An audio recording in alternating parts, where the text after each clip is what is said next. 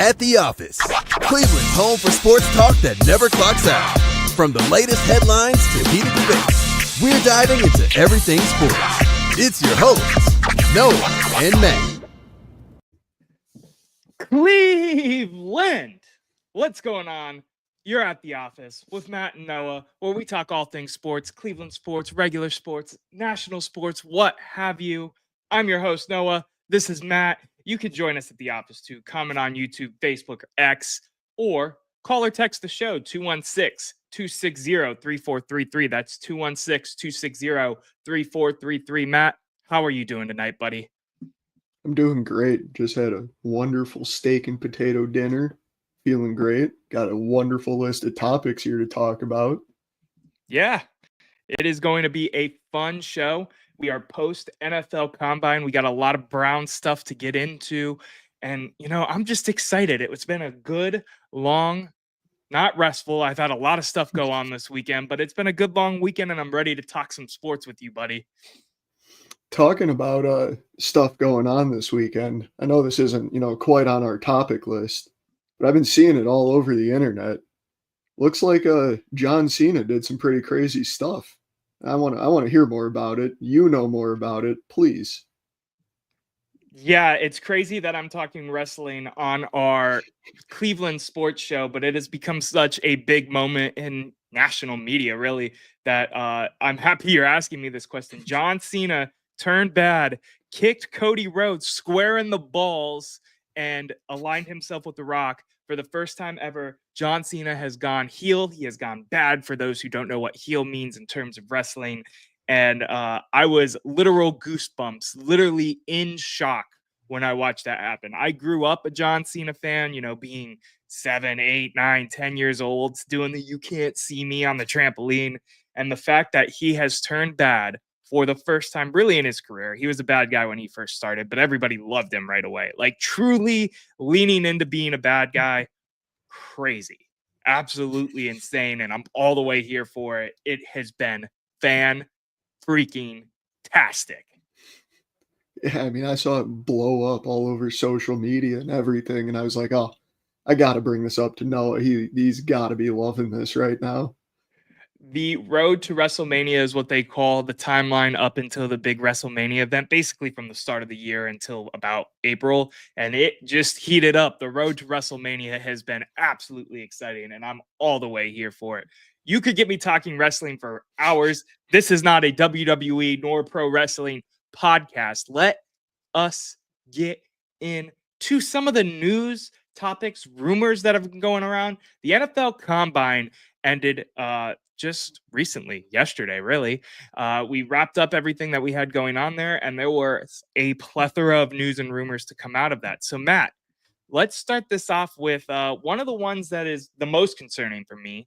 The rumor that the Cleveland Browns are linked to Carson Wentz, Daniel Jones, and Kirk Cousins. Multiple reports stated this coming out of the Combine. What are your thoughts, man? Yeah, I mean, we've known it's always been the game plan, go get a vet. That's kind of all of the even remotely decent vets that I think are going to be out there this season. So it makes sense we're being linked to them. I think we'll do our research on all of them. And I'm actually kind of curious why you said you're most concerned about that. What concerns you here? Because Carson Wentz is an egomaniac. He had so many issues in Philly with about being the guy and being the face of the franchise and this, that, and the third. I don't want any more of that around my Cleveland Browns football right now. I am so sick of that kind of behavior, that kind of attitude, all of that stuff going on. I don't want Carson Wentz anywhere near this locker room. We have enough locker room drama going on as it is with the quarterback we decided to bring in for $230 million. Daniel Jones, sure. I don't think he's going to amount to much, but if we end up with him, we end up with him. And Kirk Cousins, I've said that I think he should be a Cleveland Brown multiple times on this show. So Carson Wentz is really my focus here in terms of what is peeving me, I guess I should say.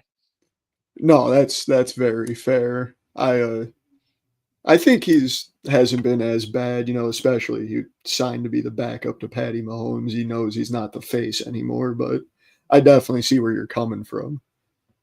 Yeah, I'm looking at a guy who can come in here and kind of be a mentor to a rookie quarterback at the same time as potentially being a bridge guy for 1-2 years, depending on what they decide to do. We'll get into that in a second.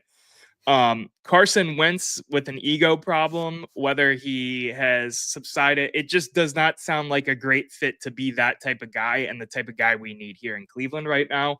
So I was scratching my head when there were a lot of jersey swaps and stuff like that going out. I know he had an MVP like year, but let's hold our horses just a little bit. You know what I mean? No, I'm with you on that. Let's shift a little bit more to the actual draft coming up here, though. Yeah, for sure. Big news coming out, potential number one overall pick Abdul Carter has a foot injury.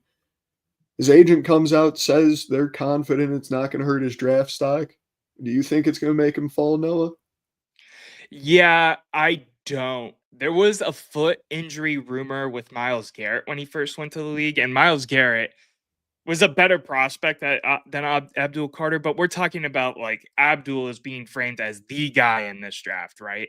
So to me, I don't think it's gonna hurt him, especially when you have a rookie GM like there is in Tennessee, who probably doesn't want to take a big swing on a quarterback yet because he doesn't have to, like an Andrew Berry kind of feels like he has to at this point. So I don't think it's gonna hurt him. The only way he falls, well, we'll get into that in a little bit. That's one of our further on questions. What do you think this foot injury thing is going to do to Abdul Carter? I am perfectly aligned with you in the only way he falls is by something later in our topic list here. I don't see it affecting him draft stock wise unless, there's some big changes to the draft. Yeah, I'm with you 100%. I think he is the tried and true best player. It's him or Travis Hunter, right? That are the best players in this draft. Unfortunately, those aren't the most needed positional fits for the Cleveland Browns, as we've touched on this show before. But I do think they're the best two players, and I think being at what is viewed as the second most important position in football, which is edge rusher, he's still going to end up going top 5, and depending on what happens with trades and such, and we'll get into that in a second, he's still the number one prospect in my book. But I want to raise you another question. There was another rumor that came up off of the front end of the NFL Combine, and that is, did Nick Chubb play his last game as a Brown with him headed to free agency? Andrew Berry said that he expects him to hit free agency, basically saying that we're not going to do like some sort of extension beforehand or whatnot. Do you think he is done in the orange and brown, or do you think we see him next year? My knee-jerk reaction to that news was just pain, straight pain. I think I said some pretty horrendous comments to Noah about what I was going to do. And it wasn't a good time. I wasn't feeling it. And then I started to think about it, and I saw some reports, I don't know how credible they were, that I believe it, that Cleveland is intending to match any offer he gets in free agency. We're just kind of letting him dictate his salary here. So I don't think he's done in Cleveland.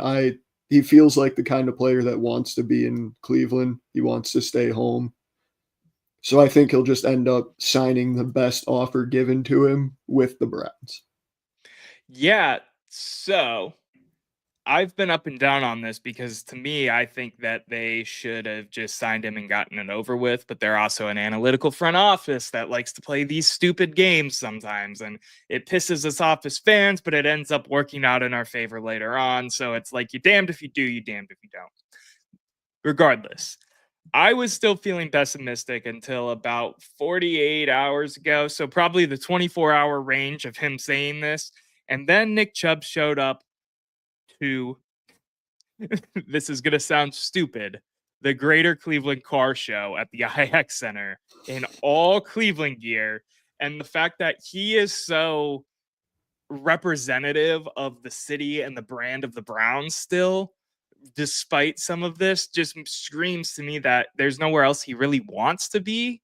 Like, he's going to go do his due diligence, like you said, and it's going to end up helping us as a franchise because he can dictate his market. And after that, we'll just take him back and let him be the locker room guy that this team so desperately needs. Yeah, I mean, at first I was kind of upset too, because it feels like one of those things where, as a franchise, he's been such a great player for us that you can't, not offer him a contract, not at least be like, hey, we appreciate you. The door's here. And I thought Yeah. that's what we were doing at first. But, I really think he'll be back playing for us. I don't see a way that he signs somewhere else because we're going to match his money. So there's no reason to leave. Yeah, I hope he stays and there isn't some finicky bullshit that happens with him because this city deserves a Nick Chubb. If there's anything that this city deserves is a Nick Chubb in the orange and brown. But listen, Matt, we're going through these topics. I want to take us to a quick break because we have one wonderful sponsor here on the channel for the podcast, and that is D&D Meadery. Two brothers, Derek and Dominic, bringing back the craft of mead making. I'm going to hold up my bottle right now so you can see it for those who are watching the video version of the show. This honey wine is fantastic. Mead is what they really call it. Honey wine makes it a little bit easier to understand. If you use code @the-office CLE, you get 5% off. If you buy 2 bottles, you get this beautiful, elegant, sexy looking. Ooh, it's not focusing, but it's a shot glass nonetheless. 2 bottles, a shot glass. Matt drinks this stuff all the time. He absolutely loves it. I love it. Me and Bree, shout out Bree, my girlfriend, have been drinking it since before they even were a sponsor on the channel. Actually ended up finding them at the local liquor store and they were doing samplings. And it's that damn good that I have sought out and continued to support this brand. So I just want to say shout out Derek, shout out Dominic, shout out D&D Meadery. Matt, anything you got to say about the wonderful honey wine that I was just describing? Yeah, I mean, like you said, if I could drink it as the only thing I drank, I would do it. Unfortunately, it's not a sustainable way to live life, so I don't. However, Yeah. it is that good. Yeah, I'm with you, man. I am with you. It is fantastic. It is sweet. It is succulent. But you know what else is sweet and succulent? A quarterback in the orange and brown that actually plays good football. Matt, bring us back into the show. So, as you were just saying, there's an overwhelming belief Cleveland's going quarterback at 2. We've talked about it before. Let's come back to it. How do you feel about it this close to the draft, Noah? Yeah, I'm more and more selling myself on it. I think there are better prospects in this draft. I named Abdul Carter and Travis Hunter. I thought I flipped those in my mind for a second. I apologize. I think they are both better prospects. So getting either one of those at number 2 to me, if you're going on paper, makes sense. But Andrew Berry's got a job to save. Kevin Stefanski has been named as a guy that can mold a young quarterback. He has never truly gotten a young prospect. Yes, DTR was there. He was a 5th round pick with a lot of issues. Like he was a project that you were hoping would work out. He's like that car you have in the back shed that hasn't ran in 20 years. No offense to DTR because I love DTR. So my belief is, yes, I think they're going to go quarterback. Yes, I think they should go quarterback. Which quarterback? Well, that remains to be seen because there's been some smoke and mirrors about Bull Shador and Cam Ward now. Matt, what do you think about this headline coming out of the combine? I feel like it's kind of been, the narrative for the last couple months now. It's the thing that's going to happen. I've been on the opposite side of this. I've stood firm and still do stand firm that I think we should trade out of the number 2. I'm not sold on any of the quarterbacks. However, as you've said multiple times, if we're sold on one, if the front office is sold on one, you got to go get him. I just feel like I'm kind of on, I'm fighting a losing battle. I'm on a sinking ship screaming that I think it should be going differently. Like, it doesn't matter. We're going to go quarterback. It's just who, and nobody has any idea yet. Well, there are 2 teams that do have an idea of what quarterback could be going in the first round because there were 2 teams that came out today following the NFL Combine that believe Jackson Dart will rise to the first round of this draft. Is it fact or is it cap? Matt, tell me. It's cap. Yep, I mean, there's no I'm way, going right? cap. I'm going cap as well. I think Jackson Dart has some potential. I think he has a potential as a day 2 pick, 110%. There is no way Jackson Dart goes in the first round. And if I eat my words, I eat my words. But there's no way. This is some smoke screen, smoke and mirrors, random rumor that comes out during this time because teams want, certain things to happen in terms of how the board falls. It is complete cap to me. Do you even have anything to touch on in this one? I think it's absolutely ridiculous. And listen, I feel the same way about him as you do. Like, he's got the potential, he's got the tools, he's just got to develop them a little bit to be an NFL quarterback. He could be a very exciting, fun player.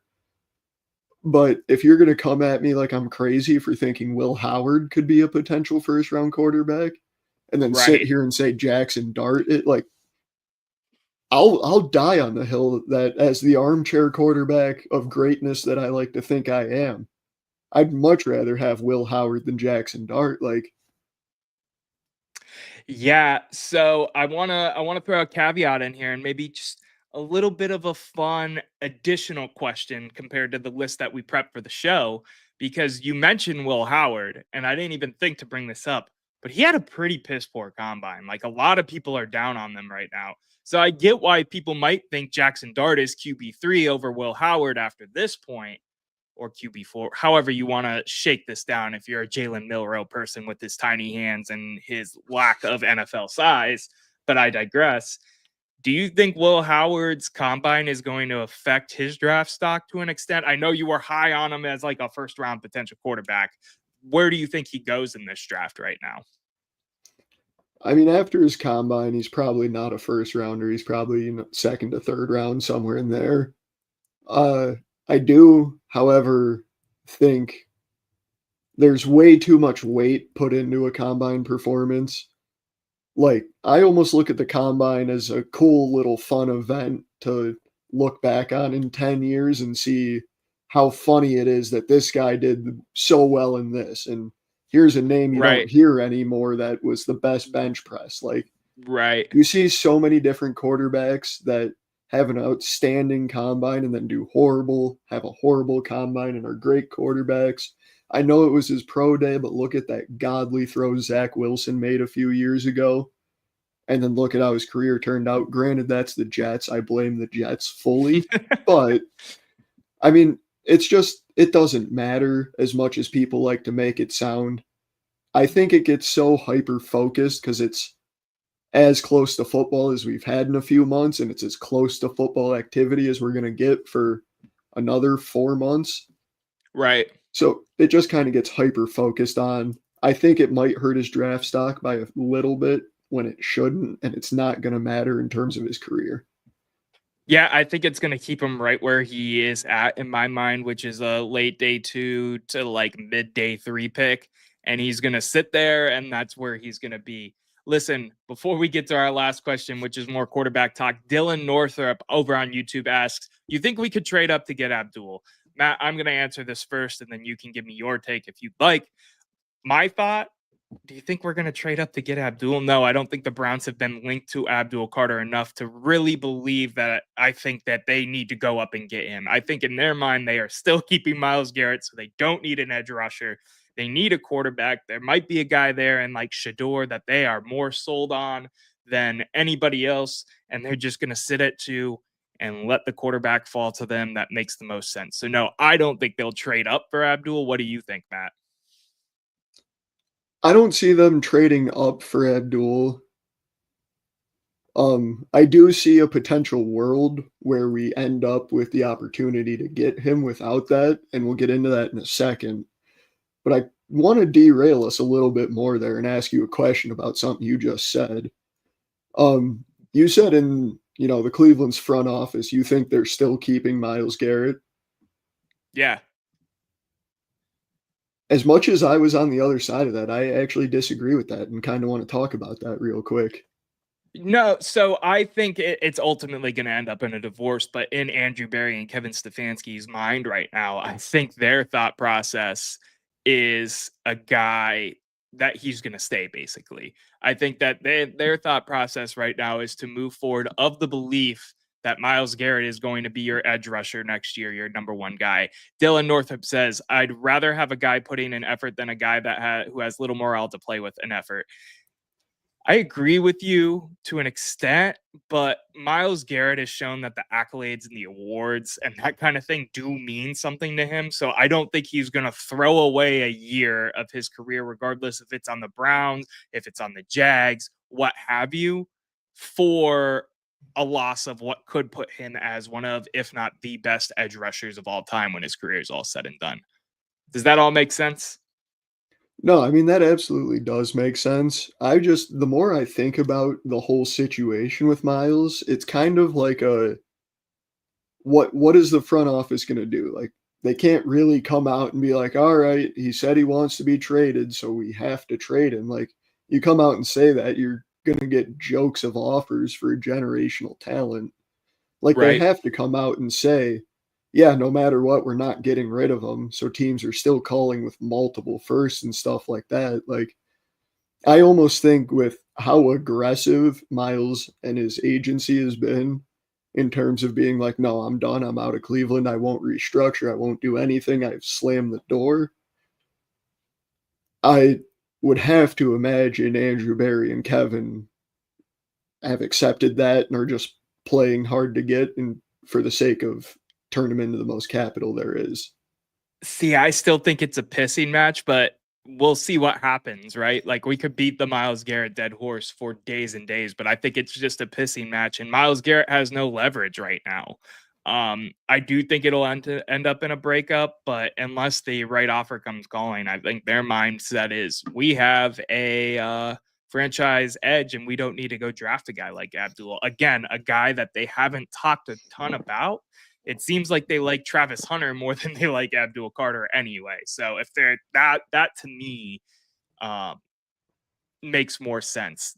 Andrew Berry talked at length about Travis Hunter compared to Abdul Carter in his presser before the NFL Combine. So that's just me, but we'll see, right?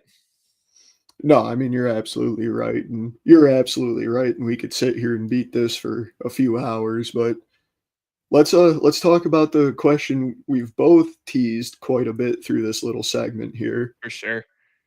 Last couple days, there's been a lot of smoke, a lot of rumors that teams are getting interested in jumping to the number one overall spot, specifically the Jets, Giants, and Raiders. What do you think? You think that's going to happen? Yeah, I think there's some smoke going out there in terms of interest for Cam Ward. I think this goes twofold. Cam Ward has always kind of seemed like the number one guy. For me, just based off of what I've seen and thinking about the fit in terms of the Cleveland Browns, I think the Browns, if they were to take a quarterback, favor Shador Sanders because of his fit, because of his ties to some of the coaching staff, the play style, blah, blah, blah, blah. Now, my theory is this is a big smokescreen that the Browns might be interested in Cam Ward to get a team to jump up, take Cam Ward so that the Browns can have Shador and not have to worry about who's going to be picked at number one. So to me, I think there is some interest. We're talking about some piss poor franchises like ourselves, the Jets, the Giants, the Raiders. Raiders have had their ups and downs compared to the Jets and Giants, but the Jets, Giants, and us have always been in this weird top 10 circle of misery. So yeah, I think there's 100% smoke here because Cam Ward had some great things happen for him in the combine in terms of his interviews and how things went. I know he didn't throw and all of that, but he had some good things happen for him at the combine. So I 100% think there is a team interested in the number one overall pick from Tennessee. And if I was Tennessee, I'd be picking up that phone because by the time you know it, you're 3, 4, 5 on the board, and you have either Abdul or Travis Hunter still fall to you at that point. What do you think about this rumor, man? It's tough for me. I think every year you hear, oh, there's 4 teams interested in the number one overall pick. Like, yeah, of course, every team wants to pick for like And then I think about it, and honestly, now that I'm sitting here, I should have had the stat ready, but I can't remember the last time I ever saw the number one pick get moved this close to the draft. Like, it really doesn't happen all that much, especially for how often it's, brought up / teased. I don't see it happening. I mean, I think Tennessee would be more than happy to drop to, 3, 4, 5, just because they still end up with, Travis Hunter, Abdul Carter there. But I don't see it really happening because I feel like most teams know if they themselves can end up in the 3, 4, 5 range, they get Cam Ward, Shadur Sanders, or Travis Hunter. Yeah, but the question, I guess, is do you want to take the risk of not getting your pick of those two and letting the Browns have the pick of theirs too, which then goes into my theory of, well, the Browns are trying to play the role of, well, we want Cam Ward, so someone should trade when they really want Shador, blase, blase, blah. Dylan Northrup asks, would JT be a good second or third round option for us, in your opinion? We do need another edge rusher on the left side. I don't mind JT as a edge rusher option. My favorite in the theory and thought process of us taking a quarterback number 2 is Green out of Marshall. I forget his first name off the top of my head right now, but he is a bona fide stud. Just played at a small school, so he's going to fall a little bit. So I think he's going to be a good fit in terms of edge rusher. Matt, what do you think about JT out of Ohio State for the Cleveland Browns without your Buckeye bias? So that's a hard thing to ask of me. Obviously, I love him as a player because he's a Buckeye. But to be honest, I don't really see he's an electric college player. I don't necessarily see his skills translating very well. I can see him kind of getting bullied trying to come off the edge against some of these NFL tackles. However, I think third round, that's pretty late for him. So if he's still sitting there, I wouldn't mind the shot, I mean, everybody said, and I know he was a much higher prospect, but Micah could have gotten bullied by some of these tackles, and he turned out quite all right. So, yeah, and I mean, you think about it a little bit too. Second, third round, the Browns have 2 third-round picks right now, unless some crazy stuff happens in terms of trades and all of that. Why not take a shot on an edge rusher with the question mark of Myles Garrett and all of that? That being said, Matt, trades are starting to flourish. A lot of things are going on with the NFL draft. We will keep it locked down over here at the office, talking all things about the NFL draft. But real quick, before we get to some Cavaliers basketball and some Cleveland Guardians baseball is finally in the air. I'm in all my Guardians get up for a reason. I'm going to take us to commercial break. When we come back, we're going to be talking about eating our words on a take we had just last week. We're going to talk Cavs Boston. We're going to talk Cavs Blazers. We're here at the office talking all things sports. We'll be back after these commercial messages.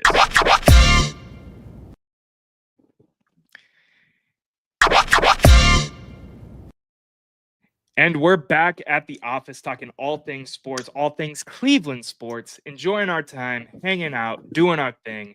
Don't forget to hit the like button. Don't forget to hit the subscribe button. It helps us grow the brand here of At the Office a ton. Make sure you check us out on all socials. You can see it down below. If you are watching the video version of this show at The Office CLE, that's @ The Office CLE. Make sure to check out the merch store. Matt finally remembered his damn mug. Get you a mug, get you a t-shirt, get you a hoodie, get you a hat, get you a sticker. There's so many things on that website that you could get to help support what we do here at the office.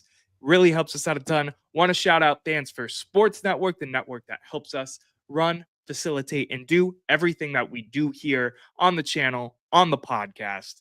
But Matt, we're already eating our words on a take, and I'd like you to walk us through that just a little bit.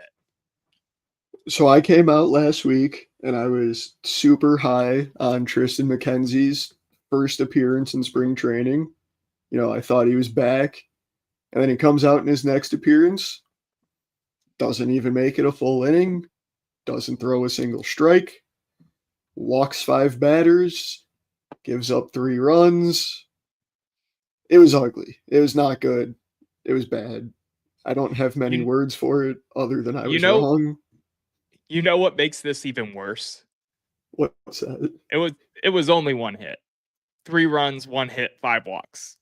So he was walking everybody left, right, and center in 2/3 of an inning pitched. I want Sticks to be good so bad, man. I love Sticks. But I don't know if it's in there anymore, man. He's got the yips, he's got the injury problems, he's got XYZ. You, sir, may in fact be a Lake County captain for the foreseeable future. I don't know what to say, man. What else are you thinking?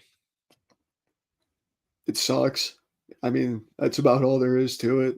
I love him. Like, I really want him to be the guy we saw 3, 4 years ago that was, an elite number 2, could be a number 1 elsewhere. I was worried about him signing, to go be an ace somewhere else. And now it feels like that was just a dream, like, I don't know. Yeah. It's really weird to me. I used to be a pitcher way back, like never really that seriously, but it's just so weird to me that uh like you see it less than a week, a little over a week ago now, where he looked like a solid pitcher that might be coming back into form, and then he comes back out and looks like last year again or the year before. Like it just doesn't, it's in there. It's clearly still in there. He showed it, and then he comes back out and is horrible again. I hate it for him, and it's got to be horrible, a horrible feeling for him to be trying to navigate that. Oh, 100%. I think it's funny because we were overreacting so much the other way last week, and now we're going this way. Who knows? He could be perfectly fine this season, but there's so many things that point to it maybe being the end, and we should have just enjoyed the ride we had with Tristan McKenzie for the time. It scares me.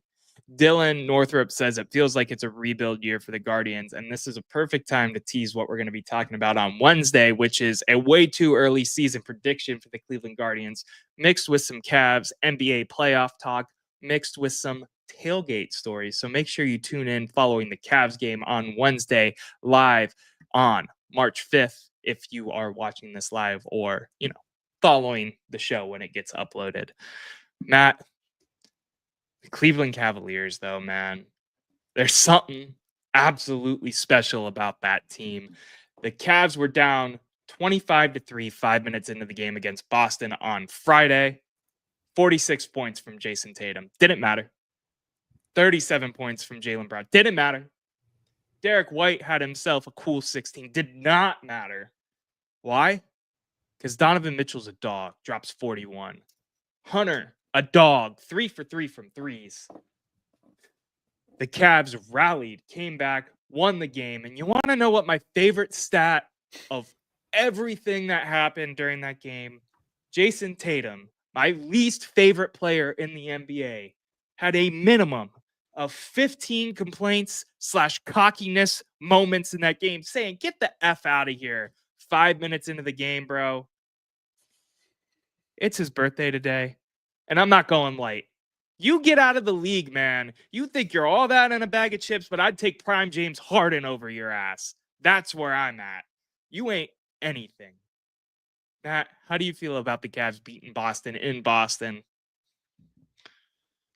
It's a very exciting win, and once you calm down from the burning hatred you have for specific players, you can look at it and really get comfortable with the fact that this Cavs team is capable of beating anybody, going toe-to-toe with anybody. I have no doubt in my mind that they are playing like the best team in the league as of now. I know that's a bold thing, and as Cleveland fans, we hate, starting to get comfortable in being good, but they've gone out and they've shown that they can beat the best.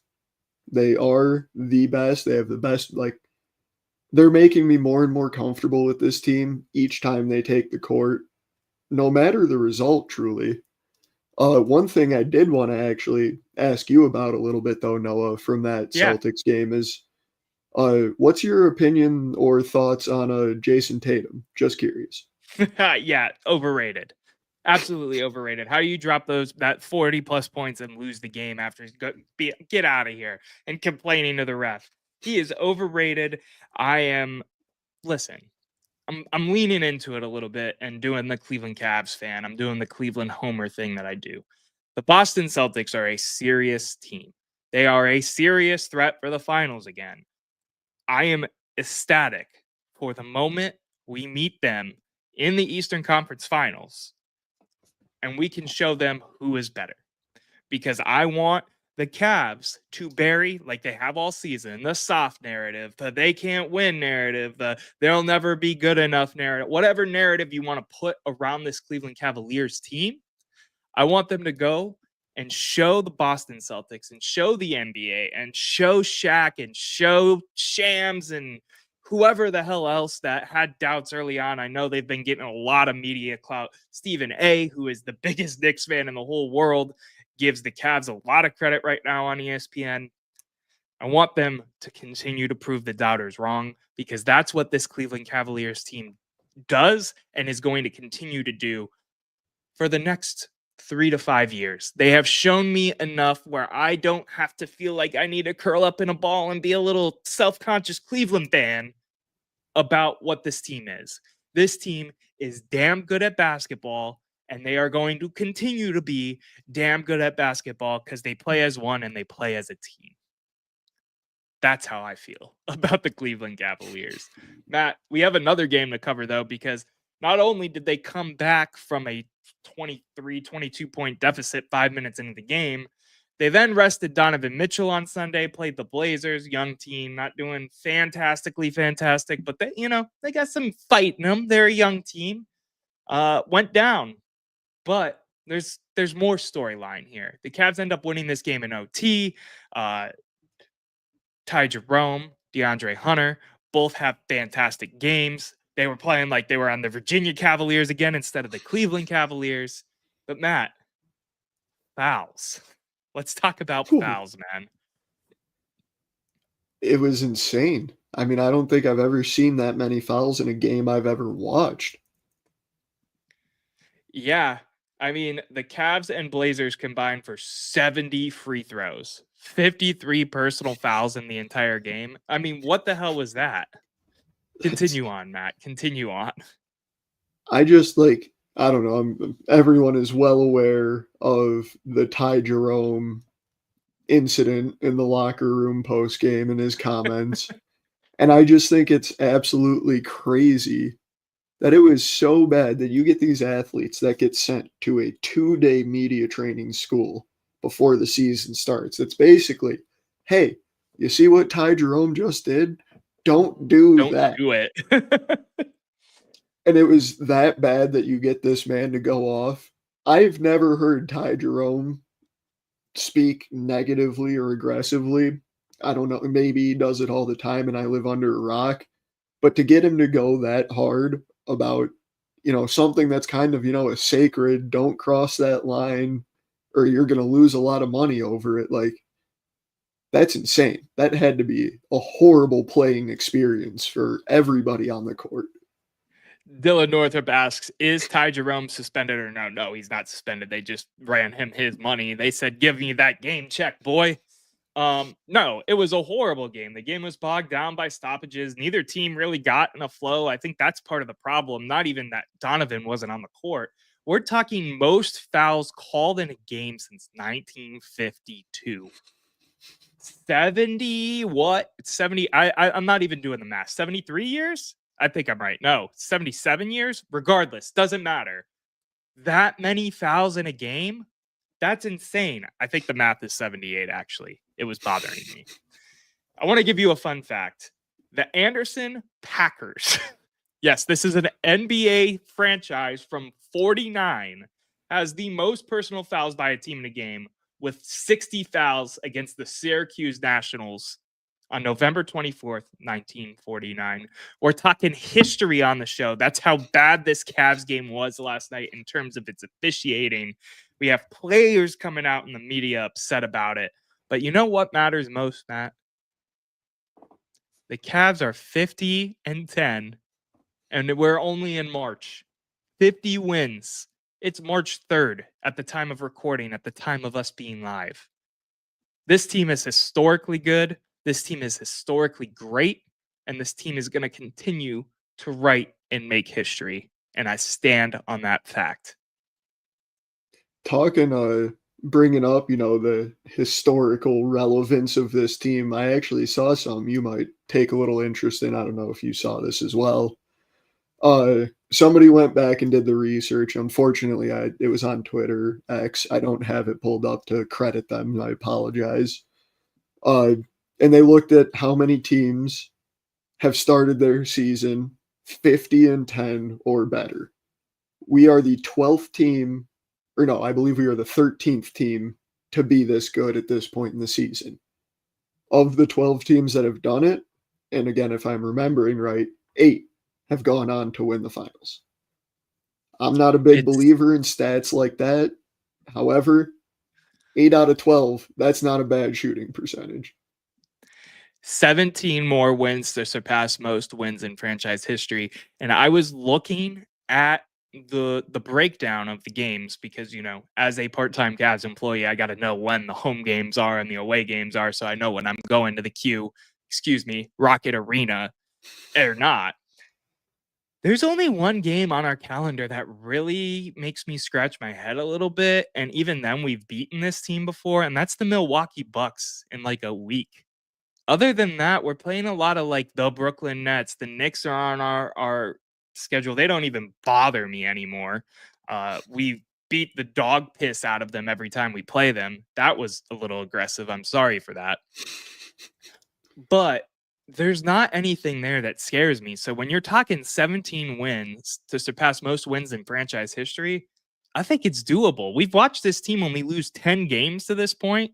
You're telling me they can only lose, 5, 6, 7, 8 games to tie the record or surpass the record? I would put money on the fact that we are watching a historical Cavs season in terms of wins. I don't think that's a hot take to say either, in my humble personal opinion. I think there's a good chance it's going to happen. I mean, you look at how many over the course of the season, 7+ game win streaks we've gone on, including the one we're currently on. Like, it's definitely not out of the question. Yeah, it's not at all. Matt, the Cavs are fun. They're so fun. And you, even as not a big basketball head, has jumped on the bandwagon and have been watching more and more of these games because how can you not? As a Cleveland sports fan, regardless of where the 3 teams rank in your mind, how can you not enjoy basketball when we're talking about a team that could bring another ring to the land? Will they? It remains to be seen. Do we hope? 110%. But that takes us to our final topic of the day. Matt, we have been going for a minute, man. This has been a fun show. Random thoughts, hot takes. Give me your random thought or hot take to wrap up what we got going on today. Leaning a little bit more towards the random thought side of things, but not really. I want to take this, brief opportunity to say shout out and thank you to Jimmy Johnson. He announced his retirement today. He's given his life to the game to make it better, to be around it.